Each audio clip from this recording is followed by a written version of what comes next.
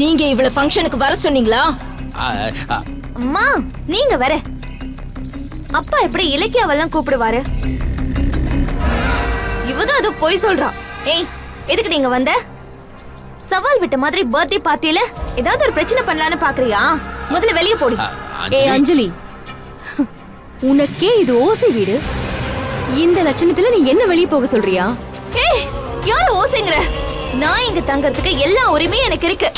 ஏன்னா நான் எஸ்எஸ்கே அப்பாவுக்கு பொண்ணு மாதிரி. ஓஹோ, அப்போ நான் எஸ்எஸ்கேக்கு மருமக மாதிரி. எனக்கும் இங்க உரிமை உண்டுல்ல? என்னடி மருமகன் ஏதோ புது கதை கட்டுற? அது வந்து அஞ்சலி எனக்கு மாமா பொண்ணு, அவளுக்கு எஸ்எஸ்கே அப்பான்னா அப்போ அவருக்கு நான் மருமக தானே, அந்த அர்த்தத்துல சொன்னேன்.